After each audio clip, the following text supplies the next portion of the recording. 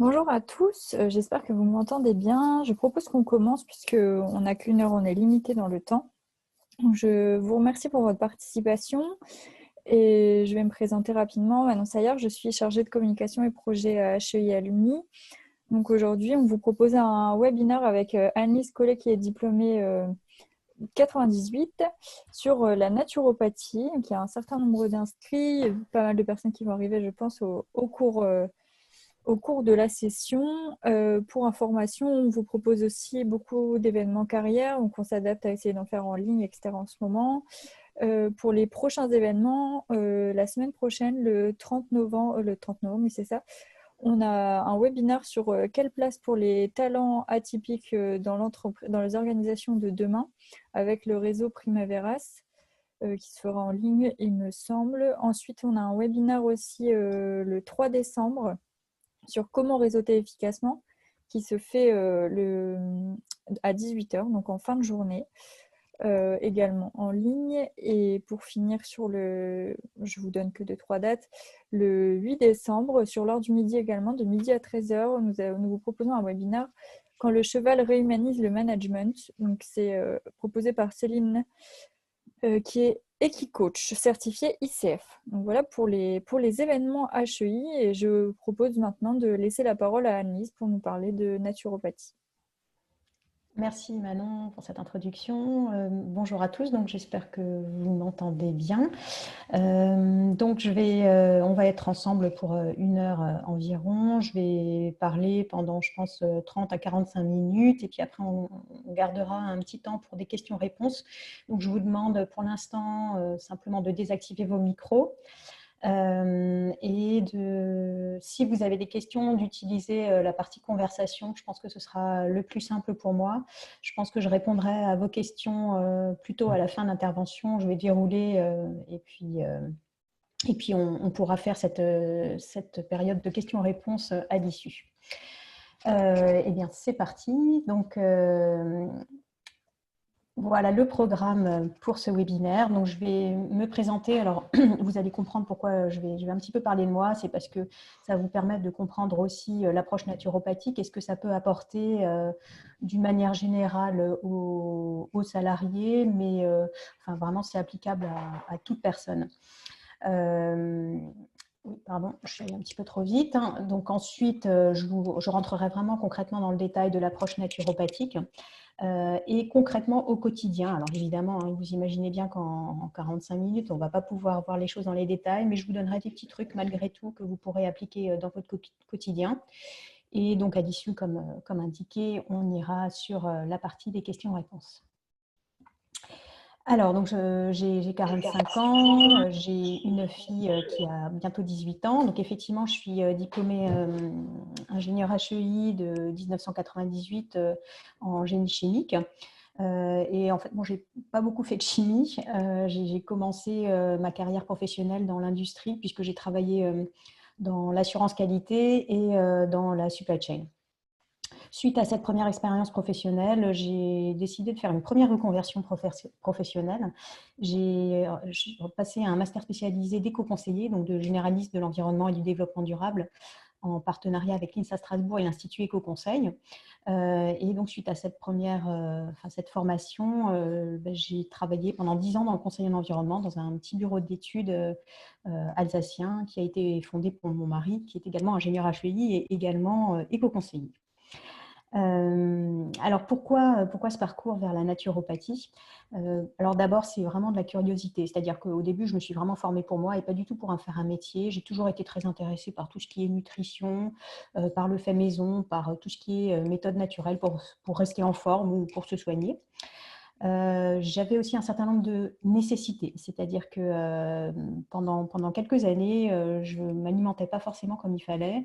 J'avais pas mal de carences, des croyances qui étaient à lever. Et donc, comme c'était précisé aussi dans le descriptif du webinaire, je suis une sportive d'endurance assez intensive. Je n'étends pas sur le sujet puisque j'en parle juste après. Donc, j'ai fait cette formation pour moi d'abord, comme je vous disais, puisque j'avais consulté pas mal de naturopathes et que les réponses ne me suffisaient pas. Et en fait, pendant cette formation, ça a vraiment été une révélation. Je me suis dit, mais oui, c'est ça que j'ai envie de faire. Donc, du coup, j'ai créé ce cabinet de conseil en naturopathie il y a un peu plus de 3 ans. Donc, je fais surtout du coaching et des conseils en nutrition, de la micronutrition, de l'hygiène de vie, et puis j'aime bien travailler avec tout ce qui est plantes et huiles essentielles. Mais vous allez voir que la naturopathie n'utilise pas du tout que ces techniques-là, hein. C'est vraiment très, très vaste. On peut faire vraiment beaucoup de choses avec la naturopathie. Moi, j'ai choisi de me spécialiser là-dedans. Donc, je fais beaucoup de travail de perte de poids. J'accompagne aussi beaucoup de personnes qui sont très stressées, qui ont des problèmes de sommeil. Aussi, par, on va dire, mon profil, j'accompagne aussi pas mal de sportifs. Alors, je fais encore beaucoup de formations continues, comme vous tous, hein, évidemment. J'ai passé un certificat de nutrition. Je suis en cours de passer un DU de micronutrition à la faculté de pharmacie de Strasbourg. Et puis, je suis aussi en cours de formation certifiante en aromathérapie, phytothérapie, parce que je trouve que c'est vraiment important d'approfondir et de toujours se maintenir au niveau en termes de dernières données scientifiques. Alors, comme je vous disais, hein, je suis quelqu'un d'assez sportif et j'ai trouvé vraiment que la naturopathie m'a beaucoup apporté pour ma pratique sportive, bon, bien sûr dans mon quotidien aussi. Donc, je pratique, pour ceux qui connaissent, le trail et aussi l'ultra trail, c'est-à-dire que c'est des distances qui sont assez longues. Pour l'instant, le maximum que j'ai pu courir, c'est environ 100 km. Enfin, je vous rassure, on ne court pas tout du long. Moi, en tout cas, je ne cours pas tout du long, donc en montagne. Vous imaginez bien que quand on soumet son corps à autant de contraintes, il ne faut quand même pas faire n'importe quoi à côté, à la fois en alimentation et en hygiène de vie. Donc, c'était vraiment mon parcours vers la naturopathie, c'était en ce sens d'accompagner ma pratique sportive. Alors voilà, je ne suis pas du tout une compétitrice, hein. Moi, ce que j'aime, c'est avant tout être en montagne, partager cette aventure, vivre quelque chose de très très fort, hein, une aventure intérieure. Alors, vous voyez, globalement, j'ai le sourire. Bon, il y a une photo en bas à droite où j'ai un petit peu moins le sourire. C'est sûr que ce n'est pas toujours une partie de plaisir, ce genre de pratique. Mais malgré tout, après coup, on en retire vraiment quelque chose. Alors, l'approche naturopathique, je l'ai trouvée très, très intéressante parce qu'elle prend en compte l'individu dans sa globalité. C'est-à-dire qu'on ne va pas s'attacher seulement aux symptômes, mais on va vraiment regarder autour du symptôme. Alors, je donne toujours l'exemple d'un bouton. On a un bouton, on ne va pas juste regarder comment enlever le bouton, mais on va essayer de comprendre pourquoi le bouton est apparu. Alors, vous allez me dire, c'est bien joli tout ça, mais comment on fait? Donc, je vais vous expliquer tout ça. On regarde aussi, enfin on travaille aussi beaucoup avec la notion de terrain. Alors malgré tout, hein, même si on a des grands profils, évidemment chaque cas est unique et donc ensuite on a quelque chose de vraiment très personnalisé. Et ça, je crois que c'est vraiment le point le plus intéressant, c'est le côté préventif, hein. On aime bien s'appeler, nous les naturopathes, des éducateurs de santé. On aime bien donner des conseils de prévention pour ne pas tomber malade, pour ne pas développer telle ou telle pathologie, plutôt que de constamment chercher à éteindre le feu à droite à gauche. Alors pour ça, on s'appuie sur 3 piliers principaux. Le premier, c'est une alimentation saine et vivante. Bon, alors sans rentrer dans le détail tout de suite, en sachant que de toute façon, je vais détailler les choses. Vous imaginez bien que saine et vivante, c'est une alimentation qui va être la plus brute possible, la moins transformée. Vous inquiétez pas, je vais détailler tout ça, la manière de laquelle vous allez pouvoir l'appliquer au quotidien. Deuxième pilier important de la naturopathie, c'est la gestion du stress et des émotions. On peut s'alimenter de manière très très vertueuse, mais si on a du mal à gérer son stress ou si on est perturbé en permanence, en conflit avec ses émotions, on va avoir du mal à assimiler tous ces bons nutriments. Donc là aussi, c'est un pilier qui est très important. Et le troisième pilier, c'est l'activité physique et les respirations. Pourquoi? Là, c'est pareil, c'est parce qu'on est plein de fluides et pour que le corps fonctionne correctement, il faut que ces fluides soient en mouvement grâce à l'activité physique, grâce aux respirations. Alors maintenant que je vous ai décrit en quelques mots ce qu'est la naturopathie, j'aimerais tout de suite vous dire ce que n'est pas la naturopathie, parce que c'est vraiment important de bien mettre les choses au clair. Ce n'est pas une pratique de médecine. Donc, à ce titre, je ne prescris pas de médicaments. De toute façon, je ne pourrais pas. Et du coup, en fait, moi, pour lever vraiment toute ambiguïté, je vais parler de clients et pas de patients. Ou alors de clients-patients. Voilà, hein, puisque finalement, dans la naturopathie, enfin, un naturopathe ne va jamais vous dire, enfin, j'espère pas, d'arrêter tel ou tel traitement allopathique, surtout quand c'est pour des pathologies lourdes. Donc, on ne pose pas de diagnostic. Et comme je vous disais, on ne prescrit pas de médicaments. Tout ça, c'est du registre de la médecine. Alors, vous vous souvenez, hein, je vous ai parlé des 3 piliers majeurs de la naturopathie. Donc, cette naturopathie, elle va s'appuyer sur 10 techniques, dont 3 majeures. Alors, vous vous souvenez, j'ai bien parlé donc, de l'alimentation saine et vivante, c'est-à-dire qu'on va s'appuyer sur tout ce qui est principe de diététique, de nutrition, de micronutrition. On va s'appuyer aussi sur tout ce qui est activité physique. Alors là, c'est vraiment très varié, hein. Vous n'êtes pas obligé de faire des ultra-trails, hein. Vous pouvez simplement marcher au quotidien, faire du jardinage, faire du yoga, vous adonner à la danse ou au chant. Tout ça, ce sont des pratiques qui vont mettre en mouvement les fluides dans votre corps. Le 3e pilier, donc c'est tout ce qui est bonne gestion du stress. Donc là, on est sur des aspects de psychologie et d'hygiène neuropsychique avec beaucoup de techniques très variées, certaines dont on entend pas mal parler en ce moment, de la méditation, de la cohérence cardiaque, mais il y a aussi des thérapies brèves, des thérapies d'aide, de la sophrologie, enfin bref, je ne peux pas tout aborder aujourd'hui, mais c'est juste pour que vous voyez l'esprit. Donc voilà les 3 techniques majeures. Maintenant, les autres techniques sur lesquelles le naturopathe va s'appuyer. Alors, évidemment, chaque naturopathe choisit celles qui lui conviennent particulièrement. Donc, les techniques complémentaires, l'hydrologie avec tout ce qui est argile, thalassothérapie. On a tout ce qui est technique manuelle, la réflexologie plantaire par exemple, les techniques respiratoires, comme je vous ai indiqué tout à l'heure, la cohérence cardiaque. Les plantes, les huiles essentielles qui viennent en soutien au corps. Tout ce qui est technique énergétique, par exemple le magnétisme, et les techniques vibratoires, par exemple la thérapie par la couleur ou par la musique. Alors, quelles sont les motivations ou les raisons pour consulter un naturopathe? Alors, j'ai envie de dire, elles sont très nombreuses. Quelques exemples ici. Retrouver sa vitalité. Moi, je vois beaucoup de personnes qui sont vraiment fatiguées au bout du rouleau, des fois en stress professionnel ou personnel, en burn-out. Ça, voilà, équilibre de vie perso, vie pro, mieux dormir, gérer son stress. Ça, c'est vraiment un noyau très, très important de motivation de consultation. Ensuite, j'ai aussi des personnes qui viennent me voir pour tout ce qui est perte de poids, pour les problèmes de digestion, des problèmes de peau, des problèmes hormonaux, des problèmes d'immunité, après des problèmes métaboliques, hein, cholestérol, hypertension ou diabète. Ensuite, j'ai un 3e pôle qui est tout ce qui est sport. Donc, faire du sport, gérer des blessures, préparer un objectif sportif. Également des problèmes de douleur, des problèmes de blessures qui sont à répétition. Et puis, j'ai envie de dire tout simplement, on peut aussi consulter un naturopathe juste parce qu'on a envie de rester en forme et ce sera déjà une très très bonne motivation. Comme je vous disais, hein, c'est une technique qui permet de prévenir plutôt que de guérir. Enfin, elle aide aussi à accompagner la guérison, mais si on vient en prévention, c'est encore mieux. Alors la consultation, là je vous explique simplement comment moi je fais, sachant que chaque naturopathe a sa propre technique.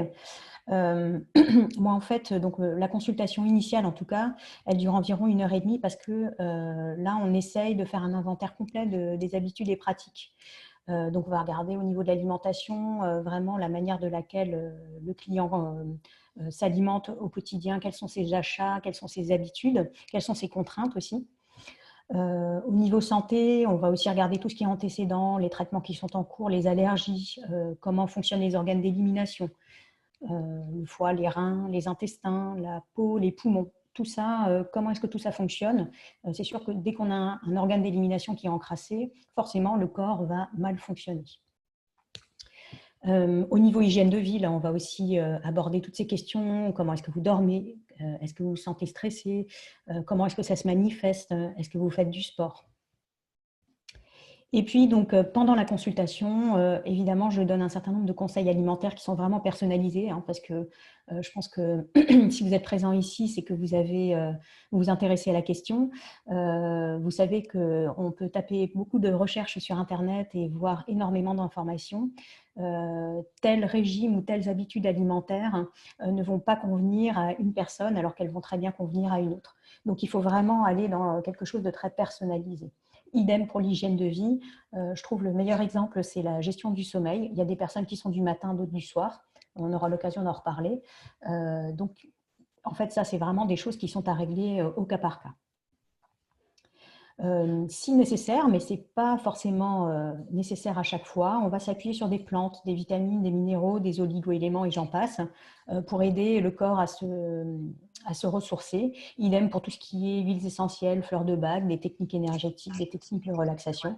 Là, on est vraiment sur des choses qui sont, on va dire, dans la dentelle, mais ce n'est pas forcément nécessaire. En tout cas, une chose qu'il faut retenir, souvent à la première consultation, il y a pas mal de choses qui sortent. Donc, à vous de voir avec votre naturopathe, en première intention, qu'est-ce qui vous semble réaliste de faire évoluer. Lui vous dira aussi qu'est-ce qui lui semble prioritaire à faire évoluer. Alors voilà pour une présentation rapide de l'approche naturopathique. Maintenant, je vais rentrer dans le détail des principes au quotidien. Alors, je me suis dit, je vous fais un petit quiz, même si vous n'allez pas pouvoir répondre. Alors, vous pouvez toujours chatter hein, si vous voulez pour répondre. Vous allez voir, ce n'est pas très, très compliqué, mais c'est juste pour illustrer un petit peu les propos qui suivront. Donc, globalement, je suis sensible à mon alimentation. Alors, première option, si elle veut bien s'afficher, voilà. Toute l'année, en m'autorisant quelques écarts pour le plaisir. Deuxième option, donc quand les beaux jours reviennent, puisque je souhaite faire sensation sur la plage cet été. Bon, là, ce n'est pas trop d'actualité pour l'instant. Et puis, troisième option, pourquoi faire attention? La vie est trop courte. Bon, évidemment, hein, c'est la première option qui est la plus plausible. En fait, l'alimentation, il ne s'agit pas d'être super strict, mais d'avoir quand même une bonne hygiène alimentaire tout au long de l'année, avec des écarts, parce que vous souvenez, le deuxième pilier de la naturopathie, c'est la gestion du stress et des émotions. Si vous êtes constamment à vérifier ce que vous mangez, c'est hyper frustrant. Et donc, il faut absolument s'autoriser des petits écarts de temps en temps, aussi pour votre gestion des émotions. Si, vous avez le droit. Deuxième question, je prends le temps de bien mâcher les aliments. Vous ne posez pas forcément la question. Hein. Alors, première option, oui, je suis toujours le dernier à terminer. Deuxième option, pas besoin, ce que je mange est déjà tout mou. Par exemple, les pains de mie, les brioches, ce genre de choses. Troisième option, pourquoi faire? C'est une perte de temps. C'est vrai que ça pourrait sembler une perte de temps de bien mâcher les aliments. Alors évidemment, là aussi, hein, la bonne option, c'est oui, je suis toujours le dernier à terminer. Faites l'exercice, hein, vous verrez si vous mangez suffisamment lentement. Alors en fait, c'est super important de bien mâcher les aliments parce que en fait, c'est pas juste pour décorer hein, les dents dans notre bouche. Il y a vraiment une fonction de couper les aliments en petits morceaux. Votre système digestif, il n'est pas équipé de ces dents. Donc, si vos dents ne font pas le travail, derrière, en fait, votre système digestif, il va ramer. Vous allez mal digérer, ça va vous provoquer des douleurs, des gaz, des ballonnements, et éventuellement des problèmes intestinaux. Et a fortiori, vous n'allez pas bien assimiler tous les nutriments de votre alimentation. Donc, il est vraiment très important d'être très attentif à mâcher. Petit bonus, bien insaliver aussi, c'est-à-dire imbiber de salive vos aliments. Pourquoi? Parce que les enzymes qui sont dans votre salive permettent de commencer déjà tout ce qui est digestion des glucides, donc tous les sucres, qu'ils soient lents ou rapides. Si vous n'imbibez pas vos aliments de salive, en fait, vous allez mal digérer derrière tout ce qui est glucides. Ou en tout cas, votre système digestif ne va pas être content, il va vous le faire savoir. Donc voilà pour ces trois petites questions introductives. Alors je vais commencer… Ah non, pardon, j'en ai encore une. Donc c'est sur le petit déjeuner. Bon, alors là, vous avez déjà deux illustrations où vous me voyez venir avec mes questions. Donc première option du petit-déj équilibré, un café au lait crémé, de l'édulcorant, une baguette avec de la margarine allégée, enfin il n'y a plus de l'allégé partout. Voilà. Deuxième option, le jus d'orange avec des céréales type spécial K et du lait demi-écrémé. Et puis, troisième option, de la tisane ou du thé vert, un œuf à la coque, ou deux d'ailleurs, avec du pain complet, de la purée d'amande. Bon, là, c'est pareil, c'est quand même assez facile. Enfin, j'espère que vous avez tous pensé à la troisième option. Alors en fait, bon, vous allez voir dans la présentation, je crois que c'est d'ailleurs la slide qui suit, qu'on va vraiment vers une option la moins sucrée possible. Donc les options A et B sont hyper sucrées. Les céréales spéciales K, elles sont hyper sucrées aussi parce que ce sont des choses qui sont soufflées, donc qui ont, alors même si le goût n'est pas sucré, en fait, sur votre organisme, ça a exactement le même effet. Donc, on essaye d'aller vers des choses qui sont les plus complètes possibles, les plus protéinées possibles et les plus grasses possibles, avec une petite illustration qui va suivre. Donc, avec, alors, principe alimentaire, en fait, j'enchaîne parce que vous allez voir, je vais tout de suite parler du petit déjeuner. Donc, au niveau principe alimentaire, le principe, c'est, on va dire, là, ce que je vous dis, c'est pour 80% des personnes. Il y a toujours 20% des personnes pour qui les conseils que je donne ne conviendront pas. Je m'explique. Là, je conseille de faire 3 repas par jour avec une collation. Donc, il y a des personnes qui vont me dire « Oui, mais moi, je ne peux pas prendre de petit déjeuner. Dès que je prends des petits déjeuners, je ne me sens pas bien, j'ai faim toute la matinée, donc je préfère ne pas manger et commencer à manger le midi. » Ok, ça concerne vraiment une minorité de la population. Donc, je vous invite vraiment à faire le test. En tout cas, normalement, pour 80% de la population, là, les 3 repas par jour, éventuellement une petite collation pour ne pas avoir trop faim le soir, peut être intéressant. Mais je vais rentrer dans le détail, je vais vous expliquer ce qui est recommandé.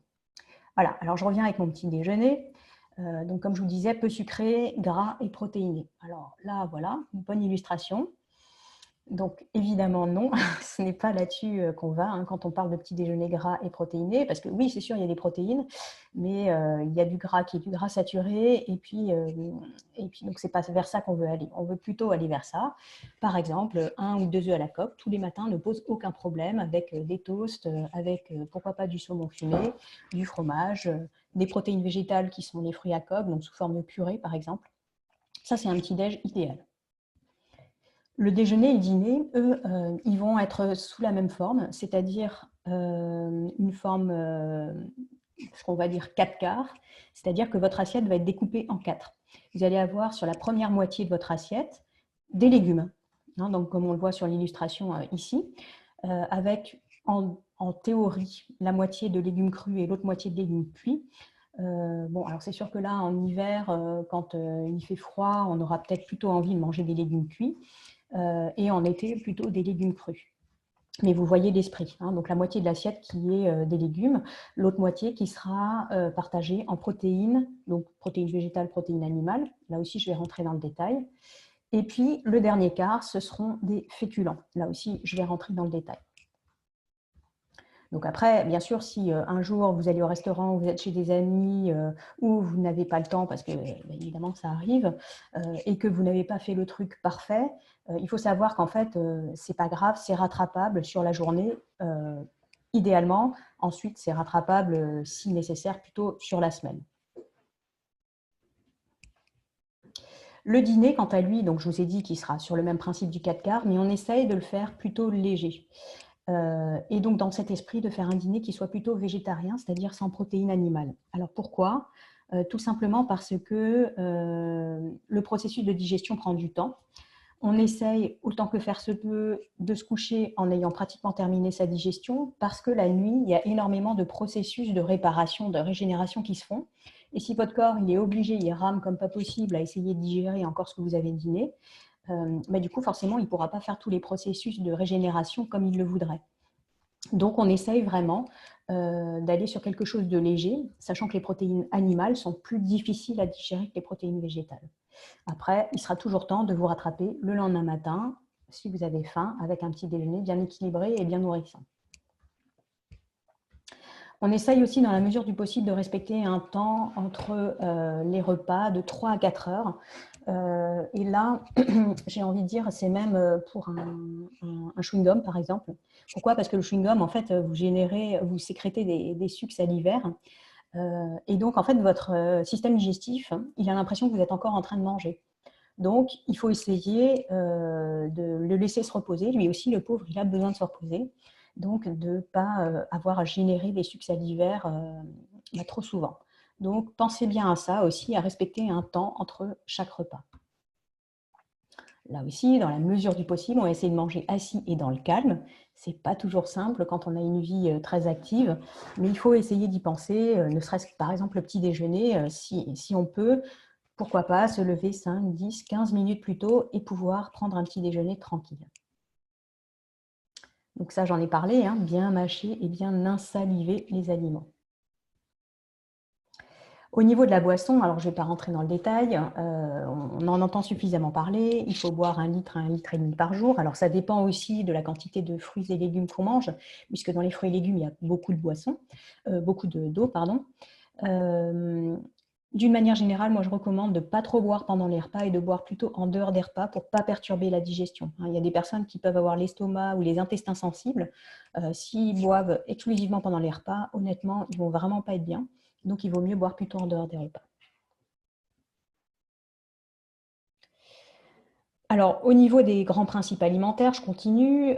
Comme je vous disais, on essaye d'avoir une bonne hygiène au quotidien, éventuellement s'accorder quelques écarts. Bon, là, sur l'illustration, c'est un petit peu c'est mal interprété. Évidemment, on va essayer d'avoir une alimentation un petit peu plus vertueuse que ça. D'une manière générale, moi, je ne recommande pas de faire de régime. Il n'y a pas besoin de faire de régime, il suffit d'avoir une alimentation variée au quotidien. Une alimentation que j'appelle flexitarienne, hein, c'est un terme que vous avez déjà peut-être entendu. Flexitarien, ce n'est pas végétarien, ce n'est pas végétalien, c'est simplement qu'on essaye d'avoir une alimentation qui réduise la part de protéines animales. Alors, les protéines animales, il n'y a pas de problème à consommer des protéines animales, bien au contraire, mais on va plutôt encourager en naturopathie à limiter cette consommation de protéines animales et à aller vers des protéines animales vraiment de qualité, du bio, avec une labellisation, avec une alimentation type bleu blanc cœur, donc avec des aliments riches en oméga 3 plutôt que des tourteaux de soja. Et on va essayer d'aller vers des petits producteurs. Donc, on en consomme moins, mais on consomme mieux. Bien sûr, on essaie d'aller vers une alimentation qui soit la moins transformée possible, donc du coup, qui ne sera pas raffinée, qui n'aura pas de sucre ajouté, qui n'aura pas plein de sel ajouté. Bon, là, j'enfonce des portes ouvertes, hein, mais je préfère quand même le rappeler. Et puis, donc, on ira vers des produits bio et locaux dès que possible pour 2 raisons. C'est que ces produits-là, ils ont une densité nutritionnelle qui est plus élevée que des produits conventionnels. Ça a été prouvé par plusieurs études. Et ils sont aussi bien meilleurs gustativement. C'est-à-dire que bon, vous avez tous fait l'expérience de la tomate qu'on achète en plein hiver. Honnêtement, ça n'a pas de goût, alors qu'en pleine saison, c'est juste extraordinaire. Le gluten, un petit mot sur le gluten. Donc là, en fait, à partir du moment où vous n'avez pas la maladie cœliaque et que vous n'êtes pas intolérant au gluten, il n'y a aucune raison d'adopter une alimentation sans gluten. Néanmoins, moi, je vous conseille de varier votre alimentation. Alors, pour mémoire, le gluten est présent dans toutes les variétés de blé. Donc, c'est valable pour les pâtes, le pain, l'épeautre, le grand épeautre, le boulgour, la semoule. Tout ça contient du gluten. Également, donc, les céréales suivantes qui sont l'orge, le seigle et dans une moindre mesure l'avoine, parce que l'avoine est assez bien tolérée par les personnes qui ont la maladie cœliaque. Donc là, en fait, l'idée, c'est d'aller vers des céréales qui, elles, vont ne pas contenir de gluten ou contenir un gluten qui aura été peu hybridé, puisqu'en fait, finalement, c'est ça le problème sur le gluten, c'est l'hybridation que cette protéine a subie durant les 50 dernières années. Notre système digestif, lui, n'a pas subi cette hybridation ou cette transformation, et du coup, en fait, il y a beaucoup de systèmes digestifs qui ont du mal à digérer un trop-plein de gluten.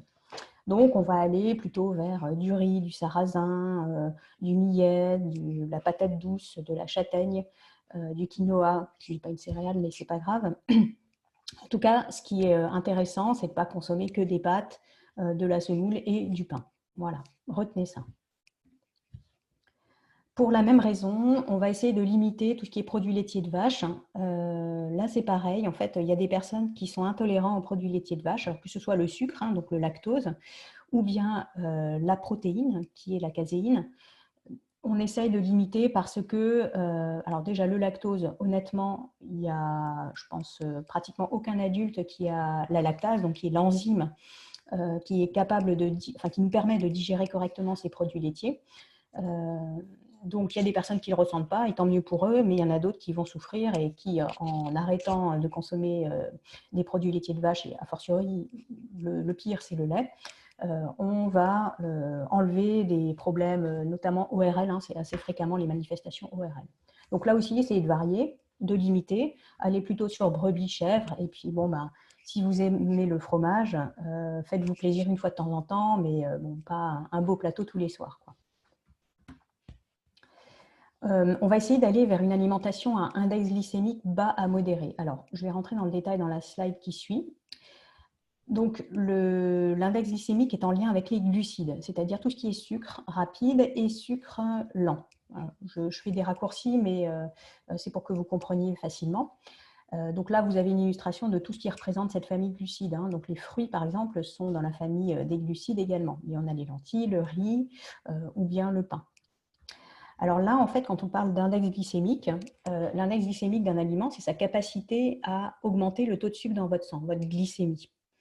Plus un aliment est sucré, plus il est raffiné, moins il a de fibres, plus il est transformé, plus il va augmenter le taux de sucre dans votre sang rapidement. Hein, donc, c'est la courbe orange, en fait. Hein, là, le glucose, c'est le sucre blanc. Si vous ingérez un aliment comme ça, il y a fort à parier que vous fassiez une hypoglycémie peu de temps après. Si vous ingérez un aliment qui a un index glycémique bas, donc comme par exemple les lentilles ou les carottes crues, en fait, vous n'allez pas faire d'hypoglycémie parce que derrière, votre taux de sucre dans le sang, il n'aura pas augmenté de trop et donc vous n'aurez pas la réaction naturelle de votre pancréas, c'est-à-dire la sécrétion d'insuline qui se fera. Donc, il faut aller vers des aliments qui sont à index glycémique plutôt bas à modéré. Donc, comme je vous disais, qui contiennent des fibres, c'est-à-dire qui ne sont pas raffinés, pas blancs, qui sont peu transformés, peu cuits. Donc, un très bon exemple, c'est la carotte. Hein. Si vous mangez la carotte crue, elle a un index glycémique qui est plutôt bas. Si vous la cuisez, l'index glycémique augmente. Si par exemple vous faites une purée ou un jus de carotte, l'index glycémique augmente encore plus. Vous saisissez la chose. Alors, il faut garder une notion de plaisir, hein, comme je vous disais, on n'est pas tout le temps à regarder les index glycémiques, mais un plaisir raisonné, donc par exemple du chocolat noir, un bon sorbet. Alors zut, il y en a un qui n'arrive pas là, mon dernier plaisir, il ne s'affiche pas, on ne va pas le voir. Bon, c'était un plaisir qu'il fallait quand même éviter, c'était un bon gros gâteau à la crème, mais on ne le verra pas, je crois. Dommage, vous ne le verrez pas. Mais vous avez compris mes propos. Alors, je rentre cette fois-ci dans les protéines. Donc, les protéines, il est très important qu'on en ait à chaque repas. Les protéines, c'est elles qui vous assurent la satiété, c'est elles aussi qui sont responsables de la sécrétion de neurotransmetteurs, donc d'un bon équilibre au niveau neuronal. Donc, il faut vraiment être attentif à ça, en avoir à chaque repas. Alors, ça commence dès le matin. Je vous ai parlé, vous vous souvenez, hein, des œufs, je vous ai parlé des fruits à coque. Donc ça, c'est vraiment la meilleure manière d'intégrer des protéines, mais vous avez aussi le fromage, vous avez le jambon, même le beurre, hein, c'est aussi de la protéine animale. Le midi, on va consommer des protéines animales ou végétales, donc on va essayer d'aller plutôt vers des volailles, vers des œufs, vers des poissons gras, des fruits de mer, des crustacés quand c'est la saison. Et puis le soir, comme je vous le disais, on va essayer d'aller plutôt vers des protéines végétales. Donc là, je vous ai mis une illustration avec toutes les protéines végétales et leur teneur en protéines pour 100 grammes de produits. Vous voyez par exemple le soja qui contient 38 grammes. Alors c'est une moyenne hein, parce que ça dépend des produits, mais qui contient 38 grammes de protéines pour 100 grammes. Il faut savoir que par exemple, une escalope de poulet, c'est 20 grammes de protéines pour 100 grammes. Amusez-vous à regarder les étiquettes. Hein, vous verrez, le poisson, c'est pareil. Enfin, d'une manière générale, les protéines animales, c'est environ 20 grammes de protéines pour 100 grammes de produits. Donc, vous voyez qu'il y en a certains qui n'ont rien à envier. Il y a quand même un petit bémol. c'est que les protéines végétales, on les assimile moins bien que les protéines animales. Donc, quand on a une alimentation 100% végétarienne, c'est-à-dire qu'on ne consomme aucun produit animal type viande, poisson, œufs, fruits de mer, crustacés et bon, même les produits laitiers, donc ça devient carrément du végétalien. Dans ce cas-là, il faut quand même faire attention et je conseille toujours de se faire accompagner par un diététicien nutritionniste, par un naturopathe, enfin par quelqu'un qui s'y connaît en nutrition. En collation, là, on peut, par exemple, se prendre une poignée de fruits à coque, hein, donc des amandes, des noix, des noisettes, ou, pourquoi pas, un produit laitier qui apporteront là aussi des protéines. Les lipides, donc la dernière partie des macronutriments, ce qu'on appelle les macronutriments, là, on va essayer de les consommer principalement crus. Alors là, je vous ai mis un exemple de beurre, mais c'est vrai que le beurre, la plupart du temps, on le trouve pasteurisé, mais ça existe sous forme crue. Sous forme crue, on va avoir tous les micronutriments qui sont présents naturellement dans le beurre, ce qu'on aura beaucoup moins dans des produits qui auront été pasteurisés puisqu'ils sont chauffés à très forte température. On essaye de limiter tout ce qui est produits gras saturés, produits hydrogénés. Donc là, en fait, les acides gras saturés sont principalement dans les produits animaux. Et les produits hydrogénés, c'est tout ce qui est produits transformés. Dès que vous voyez matière grasse hydrogénée, il faut quand même vous méfier. C'est pour ça que, par exemple, la margarine, je ne suis pas trop pour, moi, personnellement, parce que c'est un produit qui est transformé. Je trouve qu'il vaut mieux, dans ce cas-là, si on est végétalien, se passer de margarine, par exemple. Ensuite, mention spéciale sur les lipides, sur les oméga 3. Les oméga 3, on en entend beaucoup parler. Alors, il ne s'agit pas d'acheter des produits qui sont enrichis en. Il suffit de les trouver naturellement dans l'alimentation. On les trouve dans certaines huiles, par exemple l'huile de colza ou l'huile de lin ou l'huile de noix. On va aussi les trouver dans certaines graines, comme les graines de lin ou les graines de chia, par exemple, ou les graines de chanvre. On va aussi les trouver dans les noix. Donc, veillez, alors, et bien sûr, j'ai oublié les poissons gras, donc les sardines, les maquereaux, les harengs, hein, tout ce qui est ces petits poissons gras, le thon, le saumon aussi. Veillez bien à avoir un apport suffisant dans la journée en oméga 3. Donc, avoir toujours quelques fruits à coque, quelques cuillères à soupe des huiles que je vous ai mentionnées. Ne serait-ce déjà que ça, ce sera très bien. Alors, quelques exemples d'assiettes 4 quarts. J'espère que vous avez mangé parce que sinon, ça va vous donner faim. Voilà, donc vous voyez hein, qu'on a de quoi se faire plaisir quand même. Alors, bon, ce n'est pas toujours de saison, hein, là, avec la courgette, avec le concombre, les poivrons. Vous voyez, c'est plutôt sympathique, là, cette dernière assiette, avec des œufs mollets, de la ratatouille, un riz qui doit être un riz semi-complet, un mélange de petits pois avec du fenouil. Donc voilà, plein de couleurs hein, et des nutriments qui sont variés. Et là, voilà, une belle assiette 4 quarts tout à fait équilibrée. Alors, en ce qui concerne la gestion du stress et du sommeil, quelques petits trucs là aussi. Alors, je vous invite à tester votre niveau de stress avec cette échelle. Alors, vous allez pouvoir la trouver sur Internet, hein, elle est en libre accès, l'échelle de Holm-Serra. Vous voyez qu'en fait, il y a plein d'événements qui sont très fâcheux, qui sont pondérés avec une certaine note. En fait, il faut que vous fassiez l'inventaire de toute cette liste. Vous regardez au cours des 24 derniers mois quels sont les événements qui vous sont arrivés et vous additionnez en fait les notes, les différentes notes que vous avez obtenues.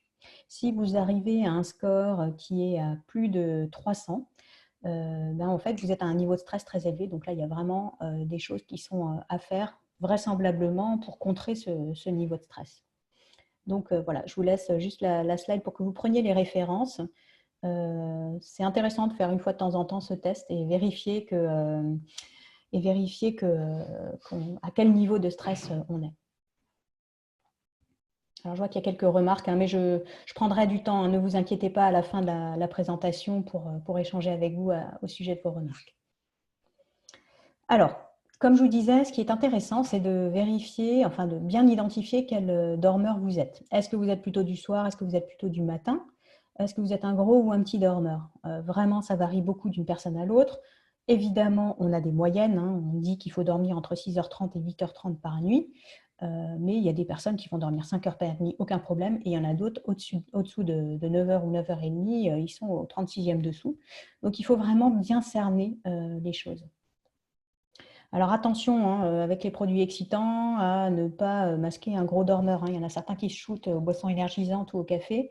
Il faut vraiment être, on va dire, honnête avec soi-même quand on se pose ces questions-là.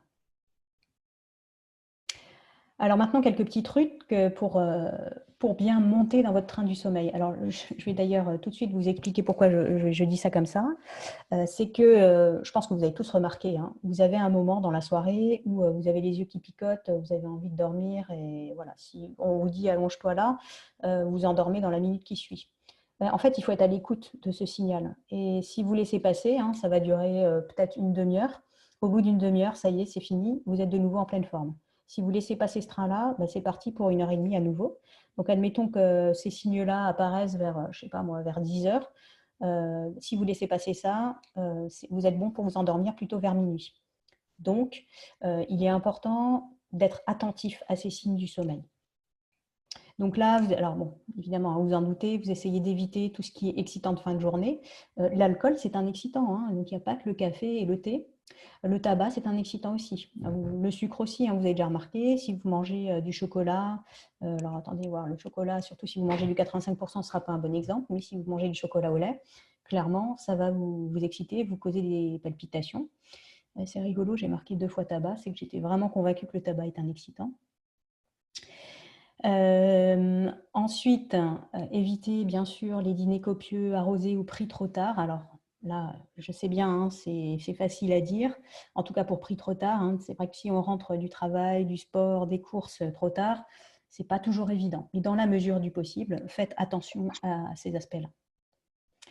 Les appareils électroniques dans la chambre, ça peut être un vrai problème. Il y a des personnes qui sont électrosensibles et même si vous n'êtes pas électrosensible, ça peut vraiment nuire à un sommeil réparateur et apaisant. Donc, ça veut dire, si c'est votre téléphone qui fait le réveil, mettez-le en mode avion, par pitié.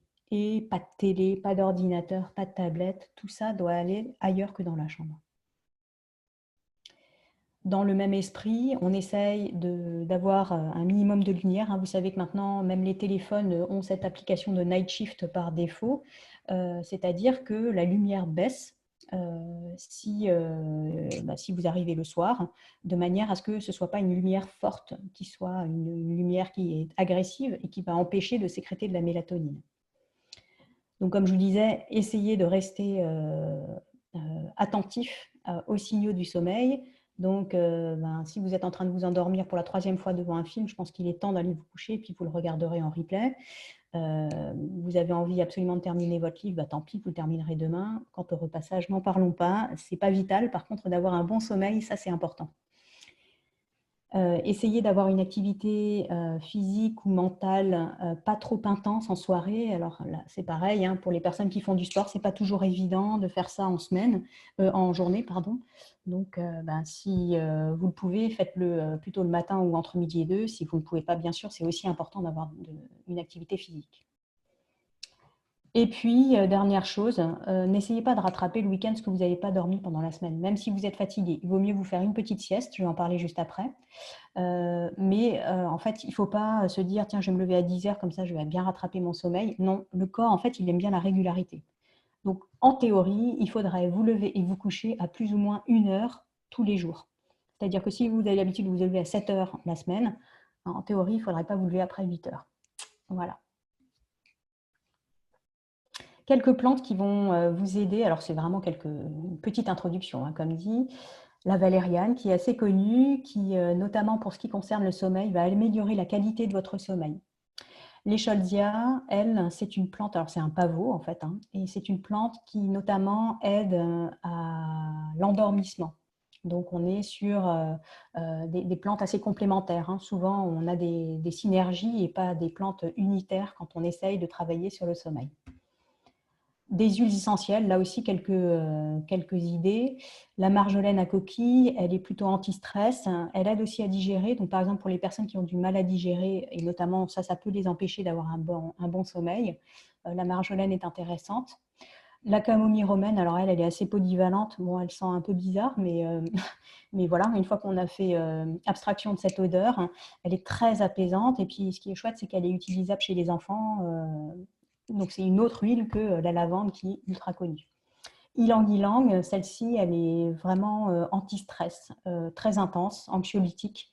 Bon, elle a une odeur florale assez intense, mais voilà, pourquoi pas tester ylang-ylang.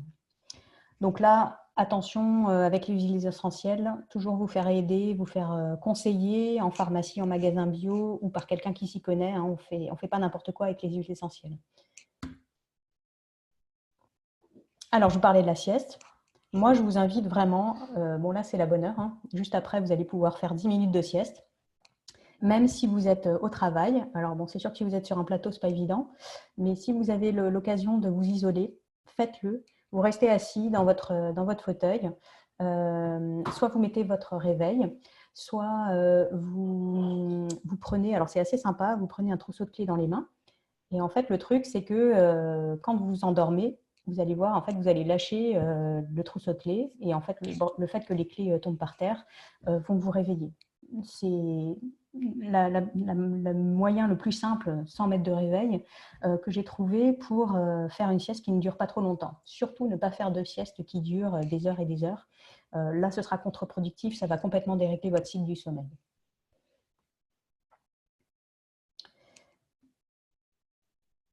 Alors, je passe parce que je vois que le temps tourne. J'ai encore juste quelques slides. Alors, au niveau activité physique, donc, je vais en fait là passer relativement vite parce que c'est des choses que vous connaissez. Il faut vraiment essayer de bouger le plus possible dans la journée.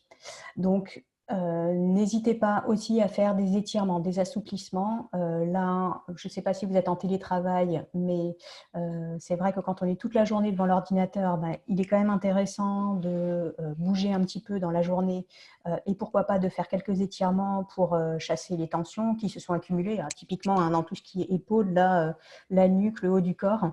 Donc, faire quelques mouvements pour bien détendre tout ça, ça fait pas de mal.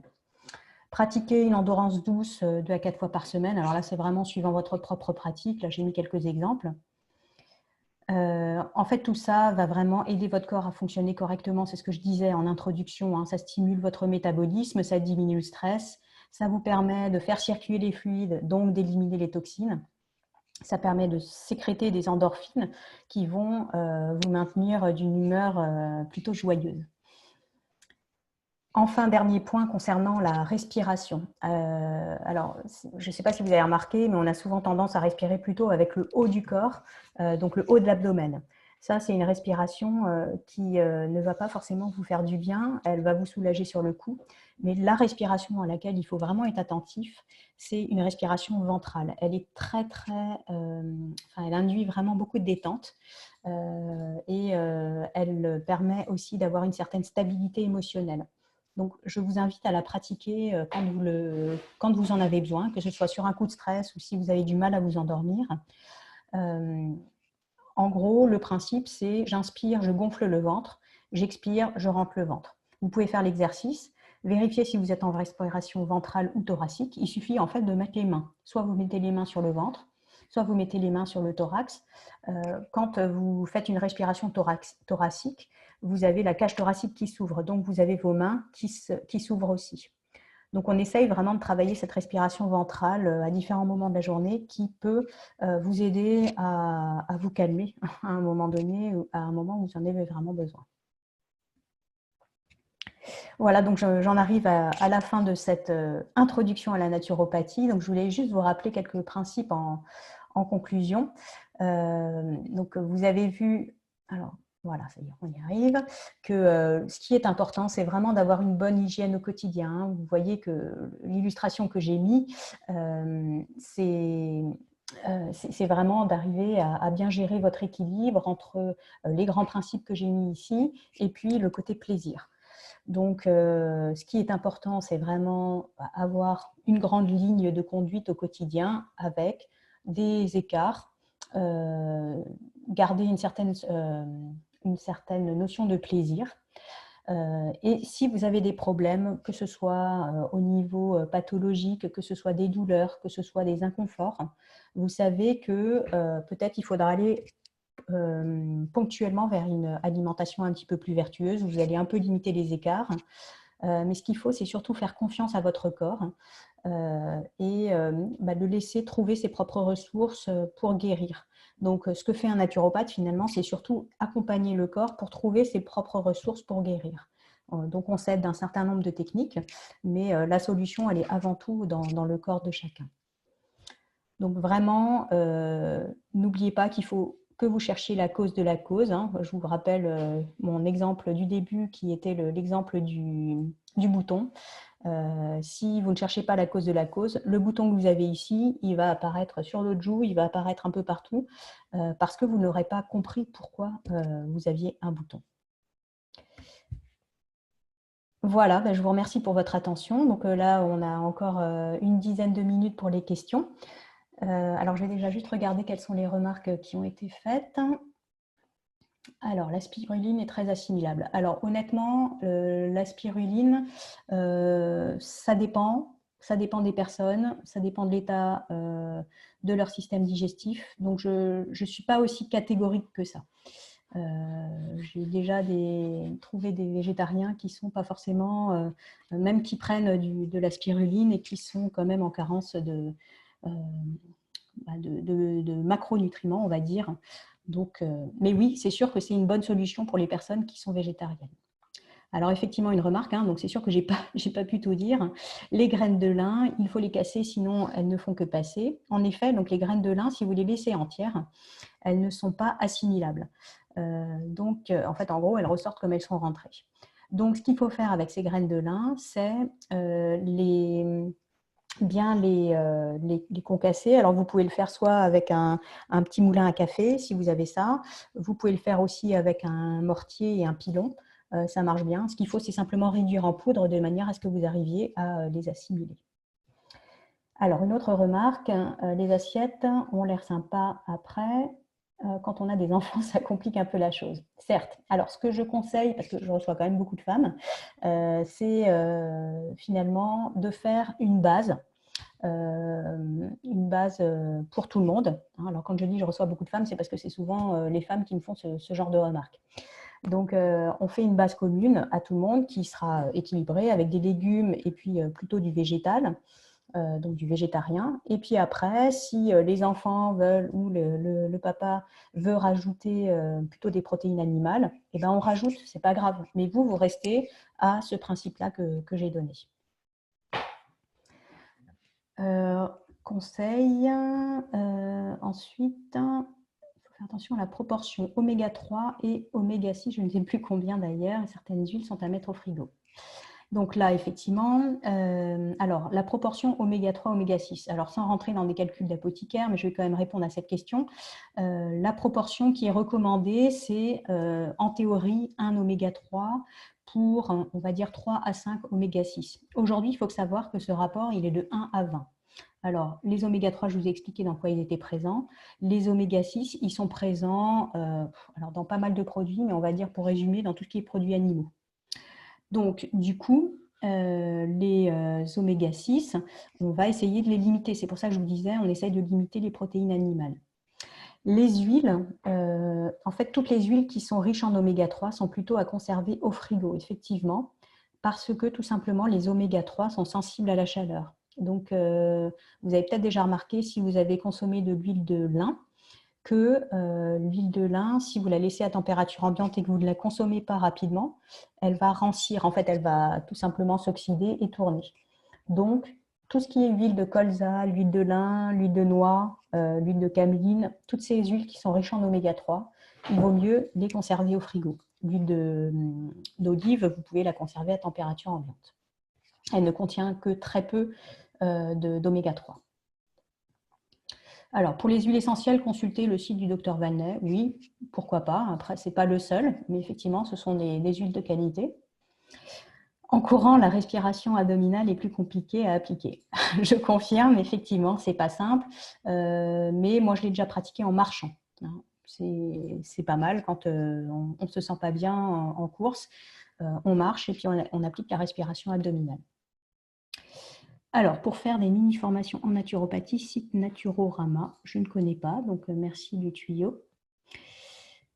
Alors ensuite, soupe avec carottes et pommes de terre à éviter puisque cuit. Alors, on ne va pas éviter, il faut quand même qu'on se nourrisse. Mais ce que je veux dire par là, c'est que on va éviter de consommer que des aliments. Alors, une soupe pommes de terre, carottes, c'est bien.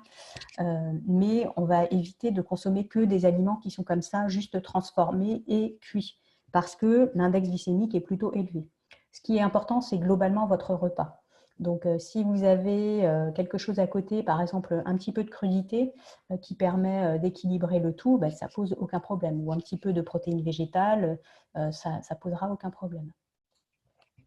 Ensuite, une autre remarque, ça dépend des personnes effectivement. Si certains tolèrent, c'est une bonne solution. Alors, je ne sais pas à quoi ça s'applique. Peut-être à la spiruline.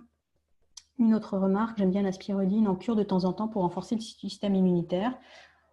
Pourquoi pas? Ce n'est pas la spiruline à laquelle je penserais en premier pour renforcer le système immunitaire. Moi, je pense plutôt à des plantes comme l'échinacée ou la propolis. Disons que la spiruline, son intérêt, c'est qu'elle est très riche en énormément de nutriments. Donc, du coup, en fait, c'est quelque part un complément alimentaire très complet. C'est plus cet aspect-là que j'aime dans la spiruline. Quel livre conseillez-vous pour compléter cette présentation? Ah bah écoutez, franchement, là, je ne peux pas répondre à cette question parce que ça dépend de votre centre d'intérêt. Si c'est plutôt la nutrition, si c'est plutôt les plantes, si c'est plutôt les huiles essentielles, envoyez-moi plutôt un mail. Vous voyez, il y a mes coordonnées pour me dire ce que vous cherchez plus précisément à approfondir. Alors ensuite, d'ailleurs, elles servent en remplacement de l'œuf. Oui, les graines. Effectivement, les graines de lin peuvent remplacer les œufs dans une recette quand on ne les a pas. Donc, vous voyez dans la conversation, il y a un lien. Que pensez-vous du jeûne par intermittence? Alors, là, c'est difficile de répondre pour tout le monde, on va dire. D'une manière générale, je trouve que le jeûne intermittent, donc pour les personnes qui ne savent pas, le jeûne intermittent consiste à ne pas faire de prise alimentaire pendant 16 heures, d'une manière générale. Et à faire des prises alimentaires pendant les 8 heures qui restent. Donc, dans la pratique, ça consiste en gros à sauter le repas du soir ou à sauter le petit déjeuner. Moi, j'aime bien conseiller plutôt de sauter le dîner que le petit déjeuner. Mais voilà, après, ça dépend vraiment de chacun. Donc, je trouve que c'est intéressant pour mettre le système digestif au repos, de pratiquer le jeûne intermittent de temps en temps. Attention à ne pas faire des jeûnes trop souvent, surtout si vous êtes dénutri ou en sous-vitalité. Mais si vous êtes en bonne santé, il n'y a aucun problème à pratiquer, par exemple, un jeûne intermittent un jour sur deux si votre vie n'est pas trop active, si vous n'avez pas d'enfants en bas âge, si vous ne pratiquez pas un sport de manière intensive. Moi, ce que j'aime bien conseiller, c'est plutôt une fois par semaine. Après, tout dépend vraiment de la typologie de chacun, quel est l'objectif, quel est le niveau initial, etc. Mais voilà, pour répondre à votre question, je trouve que c'est plutôt une bonne chose. Les huiles essentielles, c'est juste pour les façons de les ingérer, badigeonner, respirer. Donc, le site qui a été indiqué, Dr Vanley, oui, ou Naturorama, je pense. En tout cas, je conseille quand même de toujours demander conseil, justement. Il faut faire attention. En fait, j'ai vu trop de personnes qui ont fait un petit peu n'importe quoi sur les huiles essentielles. Donc, soyez conscients que ce sont des molécules qui sont très, très puissantes, très fortes et qu'il faut vraiment faire attention avec ça. Consommation du vin. Alors, le vin, moi, je conseille un vin de qualité, évidemment plutôt bio ou en biodynamie avec le moins de sulfite possible. Aller sur du vin rouge plutôt que du vin blanc et essayer de le consommer plutôt en milieu de repas et dans l'idéal plutôt que le midi que le soir. Je sais que ça ne va pas vous faire plaisir. Je sais que c'est plus convivial le soir que le midi, mais en fait le vin est sucré, donc plutôt excitant, donc ce ne sera pas forcément l'idéal pour la digestion. Mais donc il est tout à fait autorisé de consommer du vin à partir du moment où évidemment on n'a pas de problème de santé qui nécessite de limiter drastiquement ou de supprimer la consommation du vin. Avez-vous des assiettes types pour les personnes aux intestins facilement irritables, problème des lectines? Oula, alors là, on rentre dans des choses qui sont vraiment trop spécifiques. Là, je vous invite, donc Marianne, à m'envoyer plutôt un mail de manière à ce qu'on puisse échanger en off, parce que là, ça va être trop compliqué, sachant qu'en plus, il est presque 14 heures. Le sauna sec, très bonne chose pour les personnes qui n'ont pas de problème cardiaque, permet en fait de faire fonctionner l'émonctoire, donc l'organe d'élimination, la peau, donc permet de nettoyer, surtout si on fait des frictions en complément du sauna. Donc là, vraiment, je recommande tout à fait.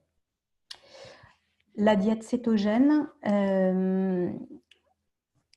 je pense que ce n'est pas une bonne chose sur le long terme. Je conseille plutôt d'aller sur des régimes, donc des diètes ou des alimentations à index glycémique bas, plutôt que d'aller sur quelque chose de cétogène.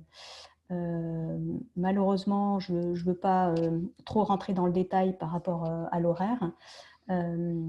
Mais voilà, si vous voulez échanger par rapport à la diète cétogène, là pareil, Marmisol, n'hésitez pas à m'envoyer un petit mail pour qu'on puisse continuer la discussion. Voilà, donc j'ai des conseils. Voilà, j'ai quelqu'un qui m'a laissé des coordonnées, parfait. Un édulcorant en alternative à du sucre classique. Difficile comme question. Édulcorant, j'aime pas trop. Alors, si c'est pour un problème de diabète, là, évidemment, il faut aller vers un édulcorant. Moi, c'est pas vraiment un édulcorant dont je vais parler, ce serait plus aller vers des sucres qui ne sont pas raffinés. Donc, on peut aller vers un sucre complet déjà, hein, donc qui n'a pas été raffiné, qui, parce qu'il contient encore beaucoup de fibres, de minéraux, de micronutriments, va permettre de ralentir en fait la montée de la glycémie. Donc, on peut aller vers du sucre de coco aussi, on peut aller éventuellement vers du sirop d'agave en vérifiant qu'il est de qualité. Pourquoi pas? Mais donc, la meilleure solution, c'est de ne pas prendre de sucre du tout ou prendre éventuellement un petit peu de sucre des fruits, une compote, une figue, une date qui permettra de sucrer. Voilà, encore donc des remerciements. Alors, là, apparemment, on conclut. Peut-être Manon, je te laisse la parole pour simplement conclure. Oui, merci. Donc, j'ai mis un petit message dans le chat. Je remercie tout le monde du coup pour votre participation et pour vos questions. Un grand merci surtout à toi, Annelise, pour la présentation qui était très complète. N'hésitez pas si vous avez d'autres questions à prendre les contacts d'Annelise. Voilà, je vous remercie. Et je vous souhaite une bonne après-midi à tous. Merci, bon après-midi à tous et à bientôt.